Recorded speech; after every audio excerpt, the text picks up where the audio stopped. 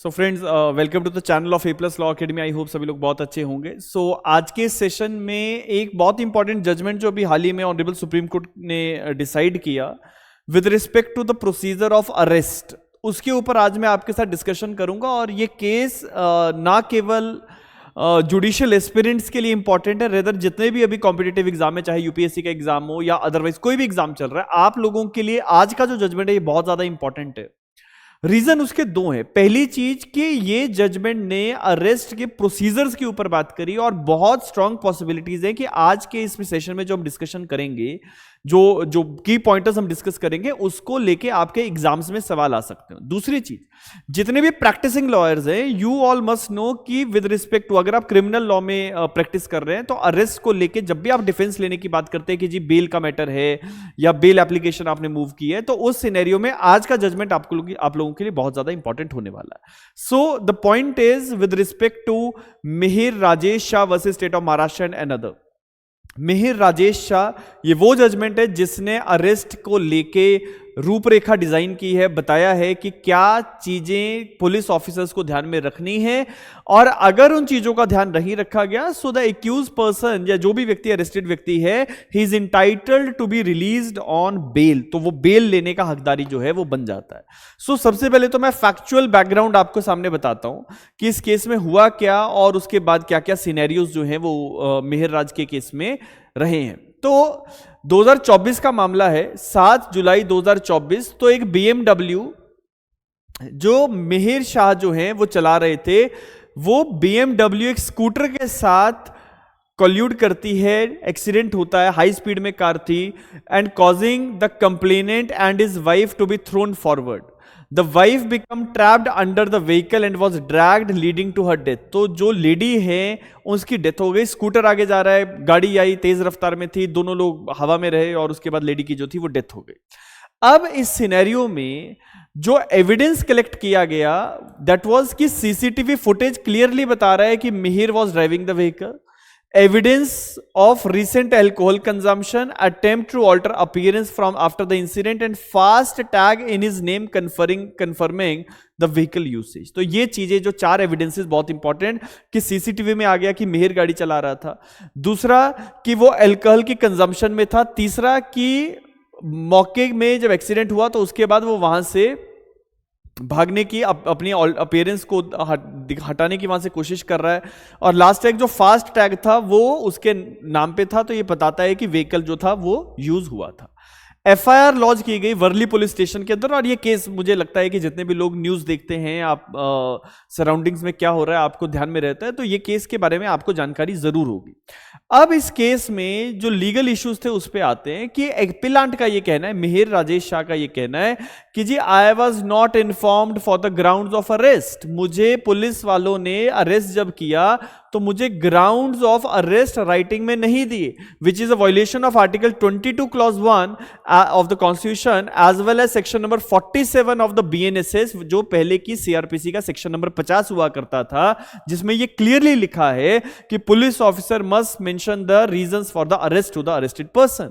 अब बॉम्बे हाईकोर्ट के पास जब यह मैटर आया तो Bombay high court acknowledge lapse but upheld the arrest. तो बॉम्बे हाईकोर्ट ने कहा कि नहीं ठीक है, वहां पे लैप्स तो है लेकिन अरेस्ट को अपहेल्ड कर दिया, reasoning that the appellant was aware of the circumstances due to the seriousness of the offense। Court का ये कहना, हाई कोर्ट का ये कहना था कि ये जो व्यक्ति है मिहिर, इसको पता था कि इसने क्या किया है, सीरियसनेस ऑफ द मैटर इसको पता थी, और अगर इसको ग्राउंड्स ऑफ अरेस्ट नहीं भी बताए तो उससे कोई बहुत ज्यादा इरेगुलरिटी नहीं हो रही है, कोई प्रेजुडिस नहीं हो रहा। अब यही चीज सुप्रीम कोर्ट में पहुंची। ऑनरेबल सुप्रीम कोर्ट ने बहुत इंपॉर्टेंट जजमेंट मिहिर के इस केस में दिया, मिहिर राजेश शाह के केस में। एंड क्या मेन पॉइंटर्स थे ऑनरेबल सुप्रीम कोर्ट के सामने, सबसे पहले आपको वो जानना जरूरी है, बिकॉज अगर आप किसी भी एग्जाम की प्रिपरेशन कर रहे हैं, you must know that what are the legal issues before the honourable supreme court. और पहला जो इश्यू था कि is it mandatory that in all the criminal cases to furnish grounds in writing to the accused either before और immediately after the arrest. क्या writing में grounds of arrest बताना देना जरूरी है कि नहीं, immediately prior to the arrest और at the time of arrest और after that. If due to exigencies, written grounds cannot be furnished immediately, does such non-compliance automatically invalidate the arrest? कि अगर जो सिनेरियो है वो ऐसा है कि बहुत अर्जेंट सिनेरियो में आपने अरेस्ट किया और रिटर्न ग्राउंड्स उस समय फर्निश करने पॉसिबल नहीं थे, तो क्या अरेस्ट ऑटोमेटिकली इनवैलिड हो जाएगा? अब इस केस में पार्टीज ने अपने अपने केस को प्रूव करने के लिए आर्गुमेंट्स रखे। मेयर राजेश शाह की तरफ से जो रिटर्न आर्गुमेंट्स अगर नहीं सबमिट हुए हैं तो इट वायलेट्स फंडामेंटल राइट्स, इसको लेके कुछ जजमेंट्स की बात है जिसमें पंकज बंसल का जजमेंट, प्रबीर का जजमेंट और विहान कुमार का जजमेंट जो था वो रखा गया। वहीं पे स्टेट ऑफ महाराष्ट्र की तरफ से बीएनएस के सेक्शन नंबर 47 की बात की गई, जिसमें सरकार का ये कहना था कि जी कहीं पे रिटर्न में सबमिट ये जो ग्राउंड्स ऑफ अरेस्ट है ये देना नहीं लिखा गया बीएनएस के अंदर, और ओरल कम्युनिकेशन जो है वो भी सफिशिएंट है। एमिकस क्यूरी की हेल्प जो है वो कोर्ट ने ली, सुप्रीम कोर्ट ने, और एमिकस का ये कहना है कि sir grounds must always be communicated but writing is mandatory only in special laws like UAPA और prevention of money laundering act. तो जो एमिकस क्यूरी जो कोर्ट ने अपॉइंट किए, उनका भी ये कहना था कि सर ग्राउंड्स तो कम्युनिकेट करना जरूरी है, जरूरी नहीं है कि वो रिटर्न में ही हो। रिटर्न में केवल कुछ एरियाज में मैंडेटरी रहेंगे, जैसे अनलॉफुल एक्टिविटीज प्रिवेंशन एक्ट है या फिर prevention of money laundering act है, इन केसेस में आपको रिटर्न में देना जरूरी है। सो कम्युनिकेशन जो है वो मीनिंगफुल होना चाहिए। अब ऑनरेबल सुप्रीम कोर्ट ने जो रीजनिंग अडॉप्ट करी उस पे आते हैं, एक एक करके सारी चीजें मैं आपको बता दूंगा। आपने पहले भी शायद ये जजमेंट पढ़ा हो, लेकिन क्रिस्प तरीके से आज के सेशन में मैं आपको ये जजमेंट जो है समझा रहा हूं। और जितने भी लोग हमारे चैनल में पहली बार आए हैं, आप लोगों को अगर आप यूपीएससी के सीबीआई एग्जाम की तैयारी कर रहे हैं, पीपीएपीपी का जो एग्जाम है, हमारे चैनल पे मेंबर्स को लेके, हमारे मेंबर्स को लेके हम लोगों ने खास प्रक्रिया जो जितने भी लोग इस बार हमारे यूपीएससी का जो एग्जाम है सीबीआई पीपीएपीपी का, उसकी अगर आप तैयारी कर रहे हो तो उसके लिए भी ये जजमेंट बहुत इंपॉर्टेंट है। और अगर आप हमारे मेंबरशिप को ज्वाइन करते हैं तो आपको सारे सब्जेक्ट्स, जितने भी माइनर सब्जेक्ट्स हैं, उनके ऊपर आपको detailed classes बेरेक्ट plus case laws को लेके मिलेंगी। उनको आप जरूर गो थ्रू कीजिए अगर आप इस एग्जाम की तैयारी कर रहे हैं। और even all the other person those who are aspiring to be a judicial officer, you can also follow A+ law academy. चलिए अब बात करते हैं कि सुप्रीम कोर्ट की रीजनिंग क्या है। तो नेचर ऑफ द राइट की बात है। सुप्रीम कोर्ट का कहना है कि the obligation to inform the grounds of arrest flows from article 21, that is personal liberty, and it is not only a procedural formality but it is a constitutional safeguard. Court का यह कहना है कि जो ग्राउंड्स बताना केवल कोई procedural formality नहीं है, रेदर ये एक कॉन्स्टिट्यूशनल सेफगार्ड है। पर्पस क्या है? पर्पस है to enable the accuse to understand the acquisitions, कि उसको पता लगे कि जी मेरे अगेंस्ट क्या मामला दर्ज हुआ है। पर्पस है कि एक्यूज कंसल्ट कर पाए अपने लीगल काउंसिल को। पर्पस ये है कि एक्यूज जो है वो पुलिस या जुडिशियल रिमांड को अपोज कर पाए या फिर बेल के लिए अप्लाई कर पाए।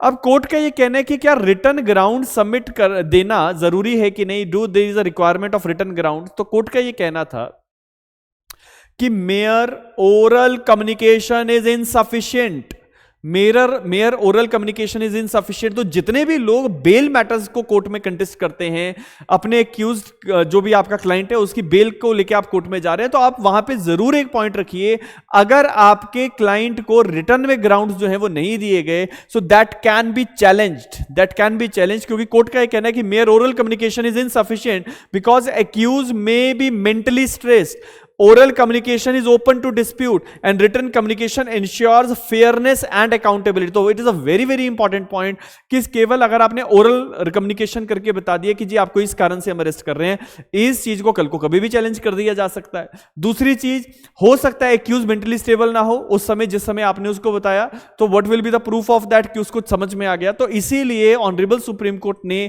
क्लियरली इसको एम्फेसिस ड्रॉ करते हुए बहुत जोर से कोर्ट ने कहा कि आपको रिटर्न में ग्राउंड देने पड़ेंगे, रिटर्न में उसको बताना पड़ेगा कि उसको क्यों अरेस्ट किया गया है। Return grounds of arrest must be furnished in all cases. कोई भी केस हो, किसी भी तरह का क्रिमिनल केस हो, चाहे एनडीपीएस का हो या बाकी केसेस हो, आपको रिटर्न में ग्राउंड्स देना जरूरी है। लेकिन कोर्ट ने एक एक्सेप्शन क्रिएट कर दी। कोर्ट ने कहा exception for urgent situations in flagrant live offense scenarios like arrest during ongoing violent crime, police may initially convey the grounds orally but written ground must be provided later but not later than 2 hours before the remand hearing। कितनी important बात है कि अगर कोई violent act है, violence हो रहा है और वहां पे अर्जेंसी की सिचुएशन है, आपको इमीडिएटली अरेस्ट करना पड़ रहा है, तो रिटर्न में शायद आप उस समय ग्राउंड्स ना दे पाए उस व्यक्ति को, लेकिन आप ओरली इमीडिएटली ग्राउंड्स कन्वे करेंगे और रिमांड की हियरिंग से पहले आपको कम से कम 2 घंटे पहले आपको जो है उसको रिटर्न में ग्राउंड सबमिट करने हैं, but written grounds must be provided later and not later than 2 hours before the remand hearing. इसके बाद तो ऑनरेबल सुप्रीम कोर्ट ने कहा कि ये जो है बहुत एक इंपॉर्टेंट पॉइंट है जो आपको ध्यान में रखना है। तो जो प्रिंसिपल अब सुप्रीम कोर्ट ने इस केस में रखा है, that is ground must be communicated mandatory in all the arrest. पहला point, ground must be communicated mandatory in all the arrest. Mode of communication must be in writing and in the language understood by the concerned person. जो भाषा वो समझता है उसी भाषा में आप उसको रिटर्न में बताएंगे। एक्सेप्शन है कि एक्सट्रीम अर्जेंट सिचुएशंस में आप उसको अगर इमीडिएटली नहीं दे सकते तो ओरली आप बताएं, लेकिन एज अर्ली एज पॉसिबल आपको बताना है और रिमांड हियरिंग से 2 घंटे पहले आपको जो है ये सारे ग्राउंड्स उसको देने हैं। Final deadline to supply written arguments at least 2 hours before the remand hearing. और अगर फेलियर टू कम्युनिकेट ग्राउंड्स हैं तो अरेस्ट जो है वो अनकॉन्स्टिट्यूशनल माना जाएगा, इलीगल माना जाएगा। तो ये आज का जजमेंट बहुत ज्यादा इंपॉर्टेंट है आपके एग्जाम्स के लिए भी, आपकी प्रैक्टिस के लिए भी, और जितने भी लोग क्रिमिनल लॉ में प्रैक्टिस करते हैं, अरेस्ट के मैटर्स को देखते हैं, बेल मैटर्स को देखते हैं, आप लोगों के लिए भी ये जजमेंट बहुत ज्यादा जरूरी है। इसके साथ साथ जितने लोग पुलिस डिपार्टमेंट में, आपके लिए भी ये जजमेंट उतना ही इंपॉर्टेंट है। सो आज के इस जजमेंट में हम लोगों ने डिस्कशन किया है मिहिर राजेश शाह के केस के ऊपर, जिसमें ऑनरेबल सुप्रीम कोर्ट ने इतना इंपॉर्टेंट पॉइंट अभी हमारे हाल ही के कुछ महीने पहले ये डिसाइड किया था। केस का टाइटल आपने ध्यान में रखना है, Mihir Rajesh Shah versus state of Maharashtra 2025 supreme court. So that's all in this session. अगले सेशन में, अगले वीडियो में किसी और लीगल डेवलपमेंट के ऊपर बात करेंगे। तब तक के लिए बहुत बहुत धन्यवाद। चैनल पे अगर पहली बार आए हैं तो चैनल जरूर सब्सक्राइब कीजिएगा, शेयर कीजिएगा इस वीडियो को। Thank you so much.